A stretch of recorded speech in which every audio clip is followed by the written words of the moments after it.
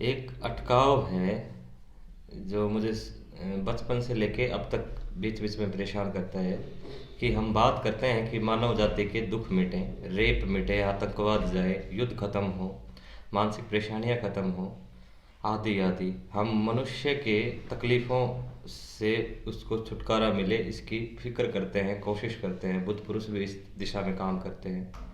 लेकिन प्रकृति में मांसाहारी जीव दूसरे जीव को खा जाते हैं, उनको बहुत कष्ट देते हैं। उस कष्ट का क्या हिसाब? मैं सवाल ये इसलिए भी पूछ रहा हूँ कि जब मैं इस प्रकृति में मांसाहारी जीवों को दूसरे जीवों को सताते या खाते देखता हूँ तो मैं पीड़ित होता हूँ। और 10वीं क्लास में या 12वीं क्लास में था मैं, तब मैंने एक बिल्ली के पीछे कुत्ता लगा हुआ था। और वो कुत्ता मेरा जानकार था, लेकिन खतरनाक कुत्ता। कुछ कुत्ते होते हैं जो बिल्ली के पीछे सिर्फ भागते हैं, करते कुछ नहीं, लेकिन वो ऐसा कुत्ता जो खा जाए, मार दे, खतरनाक कुत्ता। और वो बिल्ली का बच्चा छोटा, वो कुत्ता बड़ा। और उसने पूरा हमला बोल रखा। और वो कुत्ता ऐसा जिसने गांव के कई लोगों को काट रखा, बदनाम कुत्ता। और वो उसके ऊपर झपट्टा मारे, मैं भाग के गया और मैंने उस कुत्ते को पीछे से पकड़ लिया। मैंने उसको पैसे दूर से बचाने की कोशिश की, लेकिन मैं नहीं बचा पाया। फिर कोई रास्ता ना देखते हुए मैंने उसको पीछे से पकड़ लिया। और कहीं ना कहीं मुझे डर भी लग रहा था कि मैं इसको पीछे से पकड़ूं तो ये मुझे ना काट ले। और बिल्ली है वो यूं थी, डिफेंसिव मोड में। और फिर फाइनली मैं उसको बचाने में सफल रहा। कुत्ते ने मुझे यूं देखा, वो उसने मुझे नहीं काटा। उसको लगा कि मैं शायद लाड कर रहा हूँ। और वो बिल्ली बच के चली गई और मुझे सुकून मिला कि ये बिल्ली बच गई। अन्य मौक़ों पे भी कोई कौवा है, वो किसी मेंढक को नोच के खाना चाह रहा है तो उसको मुझसे नहीं देखा जाता और मैं उसको हटा देता हूँ। तो ये जो प्रकृति में जो दुख तकलीफ दूसरे जीवों को चल रहे हैं, उन जीवों के दुखों का क्या हिसाब? जब हम मानव जाति के छोटे छोटे दुखों से इतना द्रवित होते हैं, उसको दूर करने की कोशिश करते हैं, तो जो प्रकृति में ये दुख चल ही रहा है, तो फिर मनुष्य और प्रकृति के दूसरे जीवों में इतना भेद क्यों? ये सारा कुछ शिक्षा का भेद है। हम लोगों को एक बड़ा दुख का विषय है इस पूरी मनुष्य जाति के इतिहास में। सबसे दुख का विषय है कि हमने आज तक ताकतवर को कभी सम्मान नहीं दिया। हमने ताकतवर की सदैव निंदा की, या ताकतवर के साथ जुड़ के अपने लोभ को पूरा करने का काम किया, या हम तलाश में रहते हैं कब ताकतवर गिरे और हम ताली बजाएं। ताकत को सम्मान हम कभी नहीं दे पाए। और ये पूरी मनुष्य जाति में घटी ऐसी घटना है जिसके कारण हमने इस जगत को बहुत ज्यादा झंझट में डाल दिया। इसको थोड़ा समझना पड़ेगा। पहली बात तो यह है कि जैसे कहते हैं, आप कहते हैं धर्मों ने प्रयास किया दुख दूर करने का। धर्मों ने दुख दूर करने का प्रयास किया, यह बड़ा गड़बड़ प्रयास था। एक तरफ धर्म कहते हैं सब स्वीकार करो, दूसरी तरफ वो कहते हैं ये गलत है वो गलत है। ये ही डिवाइडिंग माइंड हमें खंडित बनाता है। यही डिवाइडिंग माइंड हमें खंडित बनाता है। हमें जिस आदमी के पास कार नहीं होती उसे कार वाला बुरा लगता है, जिसके पास रोजगार नहीं होता उसे रोजगार वाला बुरा लगता है, जिसके पास खुद खाने को नहीं होता उसे जो खा रहे होते हैं वो बुरे लगते हैं। जबकि ये भी चाहता है खा ले। रोजगार जिसके पास नहीं है वो चाहता है रोजगार लग जाए, कार नहीं है वो चाहता है कार हो जाए, लेकिन अपने पास नहीं है दूसरे के पास है, ये हमें गलत लगता है। इसके पीछे भी ये व्यक्ति कारण नहीं है, इसके पीछे व्यवस्था कारण है। हमने व्यवस्था का निर्माण ही ऐसे किया है। हम बचपन से सिखा ये रहे हैं ये सही है गलत है। घर में दो बच्चे जो लड़ते हैं तो उनमें जो ताकतवर होता है वो मम्मी से पीटता है, और हम ये देख नहीं पाते कि मम्मी ज्यादा ताकतवर है इसलिए पीट रही। दो भाई लड़े, उसमें एक तगड़ा भाई हो, वो छोटे को मारे तो उसकी पापा या माँ या जो भी आता है और ताकतवर के दो थप्पड़ मारता है। अच्छा तू तगड़ा है इसलिए मार रहा, लेकिन एक बार भी चिंता नहीं करता कि तुम भी तो तगड़े थे इसलिए मार लिया। एक बार भी चिंता नहीं करता। हम अगर किसी होटल में जाते हैं एज ए टूरिस्ट, तो हम उस होटल में जाके क्या वहां सुधार शुरू करते हैं? रुकते हैं और जीते हैं होटल को, चले आते हैं। सुधार करने का काम किसका? होटल वाले का। होटल वाला सुधार कैसे करता है? वो कहता है कि पहले यहां रुकने का 1000 किराया था, अब 1500 हो गया, व्यवस्था बढ़ गई। लौट फिर के वो हमसे ले लेता है, लेकिन वो हमसे सुधार की सीधी मांग नहीं करता। वो संबंध एक गिव एंड टेक का संबंध है। बहुत अच्छे स्तर का कोई भी ज्ञानी हुआ इस पृथ्वी पे, उसने एक ही चीज कही कि हम पृथ्वी पे घूमने आए हैं, ये एक सराय है। लेकिन सराय जानते कहां हैं हम तो कहते हैं हम इसे बदलना है। हम तो कहते हैं काम खराब है, क्रोध खराब है, लोग मोह सब खराब है। मैं ये तो सन्यासियों से सुन सुन के हमने इसकी ऐसी बेइज्जती कर दी है कि पूछो मत ही। और मैं कहता हूं कि जिस दिन इन 7 रोगों से मुक्त होकर पूरा समाज इनसे मुक्त हो जाएगा, तो नपुंसक समाज होगा। सच बात तो यह है, हमें इन रोगों को संभालने की कला नहीं सिखाई गई। तुम्हें यह तो सिखाया गया कि ये हत्या पाप है। अब वो हत्या एक कुत्ता कर रहा है बिल्ली की, वो पाप है। बिल्ली को कभी चूहे खाते रोका? हाँ, वो भी। और चूहे को कीड़े खाते रोका? मतलब जो मुझे दिखाई पड़ता है मैं रोकता हूँ, या मैं कई मौकों पे पाता हूँ कि मैं शायद रोक मैं नहीं वही सकता। तो कह रहा हाँ, हूं। तो तुम्हारी दृष्टि कितनी, हाँ, हाँ। तुम्हें दृष्टि कितनी? और जैसे तो- कुत्ता बिल्ली खा रहा है, ये दिख रहा है, लेकिन कुत्ते के अंदर की भूख कुत्ते को खा रही है, दिख रहा है? कुत्ते के अंदर की भूख कुत्ते को भी खाती है। हम वो देखना नहीं चाहते, क्योंकि हमारी आंखों के, हमारी इंद्रियों के दायरे छोटे हैं। अब इस दायरे को बढ़ाना हो तो समझ से बढ़ाया जा सकता है। एक जमाना मेरा था, मैं भी ऐसे ही सोचा करता था कि ये बड़ा गलत हो रहा है कि एक शेर खा लेता है किसी को, ऐसा नहीं होना चाहिए। अब मैं कहता हूं कि अगर पूरी श्रृंखला को देखो, शेर कुत्ता ना खाए, कुत्ता बिल्ली ना खाए, बिल्ली चूहे ना खाए, चूहे छोटे छोटे जो पौधे या जीव खा लेता वो ना खाए, और वो छोटे छोटे जो पौधे और जीव हैं, या जो पौधे गेहूं हैं, उन्हें हम ना खाएं, फिर हम क्या खाएं? ये इसलिए हम कहते हैं हम एक चक्र में हैं, और इस चक्र में समझदारी दिखानी है। भोजन हमारे परमात्मा की एक व्यवस्था है जो उसने हमें दी हुई है, जिससे वो पेमेंट लेता है। इसके बदले में हम भुगतान करते हैं, हम श्रम करते हैं, वो हमसे निर्माण करवा रहा है। ये पूरे अस्तित्व की जो खिलावट है और पूरा अस्तित्व जो फैल रहा है, इसके पीछे कारण ही अटैक और डिफेंस है। अगर हमें सर्दी की जरूरत नहीं होती, सर्दी ना लगती, तो हम आशियाने बनाते? आशियाने ना बनाते तो हम फिर ये मेज कुर्सी क्यों बनाते? फिर मेज कुर्सी ना बनाते तो कितने कारीगर भूखे मर जाते। लौट फिर के कोई तो मरेगा। इसलिए यहां पे सुरक्षा का भी एक नियम है, और वो सबकी अपनी समझ पे लागू होता है। बिल्ली खुद सुरक्षा कर लेती, और जहां तक मैं अपने अनुभव बताऊं, शायद ही लाखों में कोई एक कुत्ता हो जो कोई बिल्ली को खा सकता हो, और शायद ही कोई हजारों में बिल्ली कोई ऐसी हो जो कुत्ते के हत्थे लग के मर जाए। नहीं तो बिल्ली तो कुत्ते को उधेड़ दे, कुत्ता उसे खा नहीं सकता। हाँ, कोई अगर कमजोर है तो खा जाए यार, यही अच्छा है, क्यों है।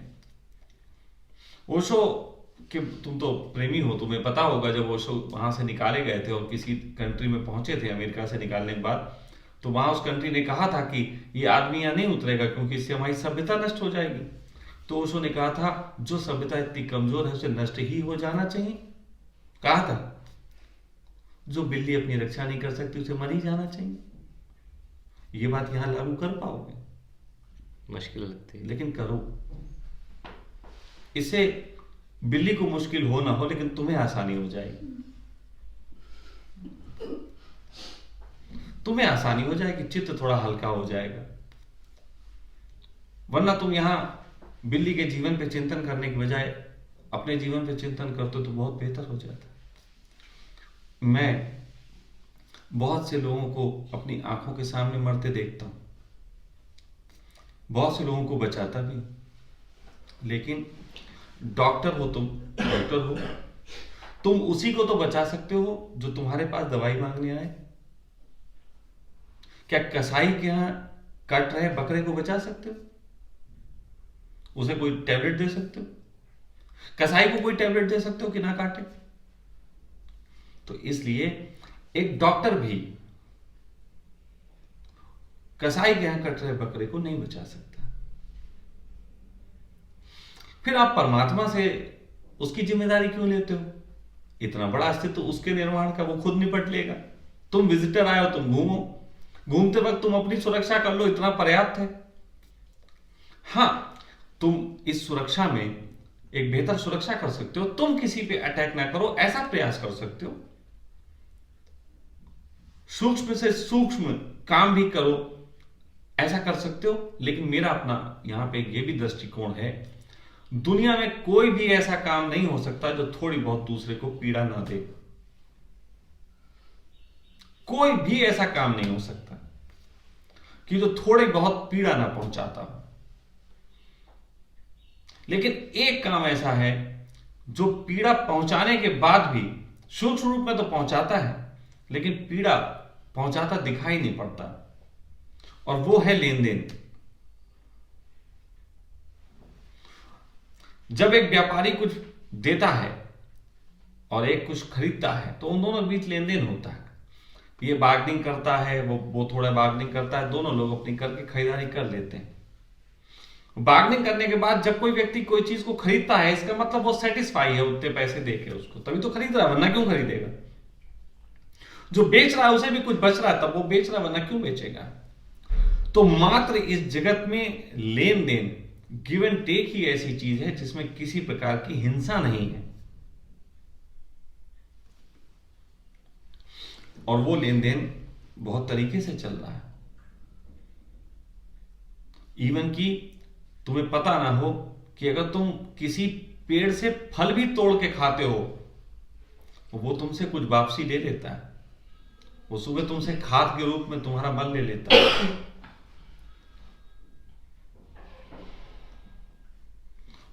जरूर ही यहां भुगतान करना पड़ता है। यहां पे बिना भुगतान के कोई जी ही नहीं सकता। लेकिन ये लेन देन जितना जितना सहज बनाया जा सके उतना अच्छा है। इस लेन देन को हमने असहज बना दिया है, और ये असहज बनाया है तुम्हारे उन धर्मगुरुओं ने जिन्होंने दुनिया को अच्छे करने के लिए नियम दिए। एक व्यक्ति मुझसे कह रहा था कि स्वामी जी, मुझे बहुत क्रोध आता है किन्हीं बातों पे अपने परिवार में, तो क्या ये गलत है? अब अगर उससे मैं कहूं कि हां ये गलत है क्रोध, तो उसे अपने ऊपर क्रोध आने लगता है कि मैं गलत हूं। फिर वो डिप्रेशन में चला जाता है। फिर मेरे पास आता है, मेरे 51,000 रुपए बन जाते हैं। और अगर मैं उससे कहूं कि नहीं तुम ठीक हो, वो बीवी के वो थप्पड़ लगाता है। फिर बीवी तलाक तलाक चिल्लाने के लिए चली जाती, उस पर केस कर देती, फिर वो जेल में चले जाता, पुलिस वाले के 51,000 रुपए बन जाते हैं। अब बताओ, मैं 51,000 अपने बनाऊं कि पुलिस वाले बनवाऊं? लेकिन इसका एक तीसरा ढंग है जो मैं चाहता हूं। क्रोध बुरा नहीं है। दो चीजों पे सदैव काम करना चाहिए। क्रोध क्यों आया, इस पे चिंतन, और अब आ ही गया है तो उसको कैसे निकाला जाए, इस पे चिंतन। आपने हमें भोजन दिया, आप किसी पत्नी ने अपने पति को 2 पराठे दिए, घी डाल के, मक्खन लगा के। अब वो पराठे की खुशबू पाद के रूप में निकलेगी तो नाक को हम अपनी बंद करके घूमोगे, या वो सुबह पॉटी जाएगा तो ये गलत करेगा। हम एक व्यक्ति को खुद ही 2 पराठे देते हैं, उसका पेट खराब करने का कारण बनते हैं, और सुबह उसके लिए हम टॉयलेट बनाते नहीं बनाते।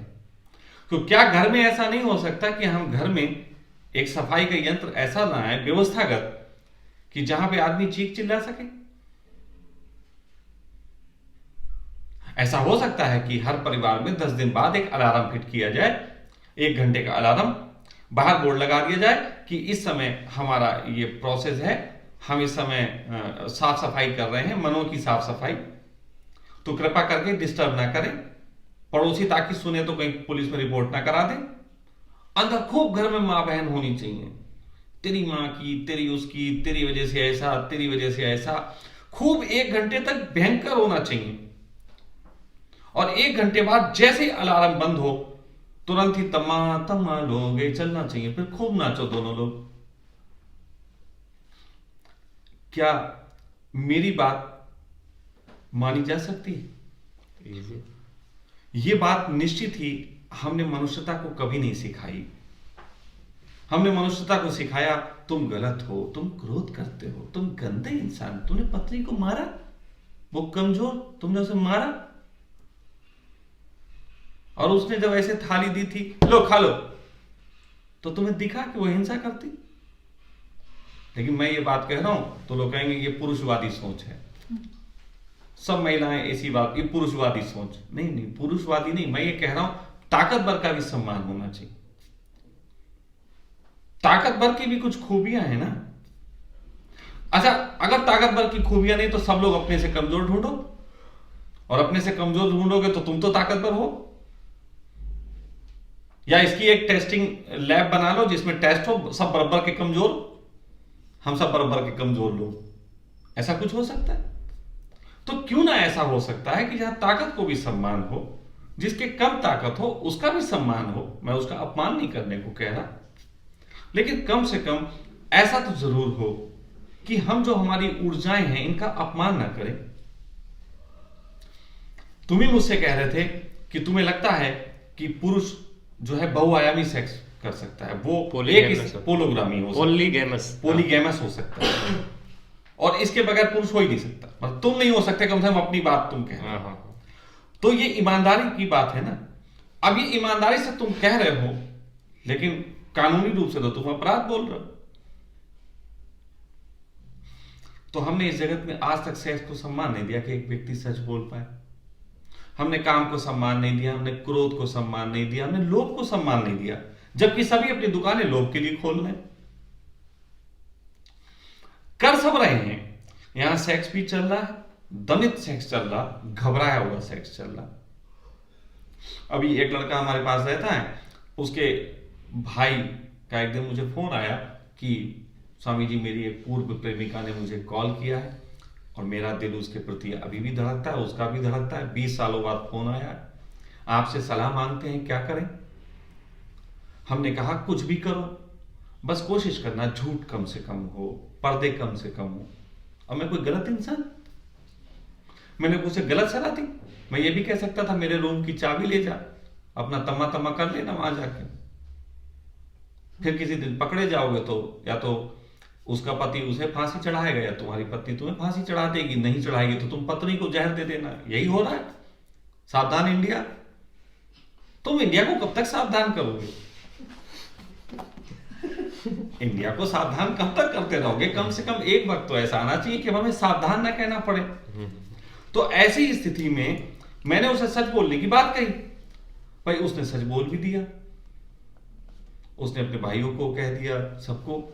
अब सुनने में आ रहा है कि उनके भाई लोग कह रहे निकलो, तुम तो बिगड़ गए जब से वहां गए, वहां से तुम बिगड़ के आ गए। अरे भाई यहीं से सुधर के आया कि मैंने उसका प्रेम करा दिया, मैंने सिर्फ सत्य ही तो कहा। आज अगर बच्चे अपने माँ बाप के बीच, अपने परिवार के बीच सच्चे संबंध हो तो एक बच्चा बता सकता है कि पिताजी मैं सिगरेट क्यों पीता हूं, मैं शराब क्यों पीता हूं, मुझे कौन सी दिक्कत है। तो पिता उसका इलाज कर सकता है अगर समझदार है। हमें हमारे रोगों का भी पता लगे तो हम उसके इलाज कर सकते हैं, लेकिन हम किसी को दुष्ट बता के उसका रोग ही सुनना ना चाहें, क्योंकि ये रोग है तो गंदा है। तो ये बात अच्छी नहीं है। मैं तो चाहता हूं कि धर्मों ने अभी तक तुम्हें सिखाया कि काम, क्रोध, लोभ, मोह, ईर्ष्या, द्वेष, अहंकार गलत हैं। इसी की शिक्षा का परिणाम है कि तुम्हारे अंदर कंपैरिजन पैदा होता है अच्छे बुरे का, और यही कारण है कि अच्छे बुरे का कंपैरिजन करते हो तो तुम धनपति और गरीब में कौन अच्छा? गरीब। स्त्री और पुरुष में कौन अच्छा? स्त्री। ताकतवर में कमजोर में कौन अच्छा? उन्होंने कहा कमजोर। नेताओं में और पब्लिक में कौन अच्छा? पब्लिक। हमारा पूरा कंपैरिजन करने में बेईमानी है। हम कमजोर के पक्ष में खड़े हुए हैं।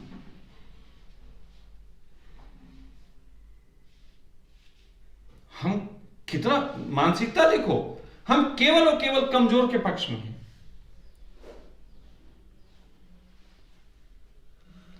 ये मानसिकता गंदी मानसिकता है, और ये मानसिकता हमारे धर्मों ने अच्छा करने के चक्कर में बुरी कर दी।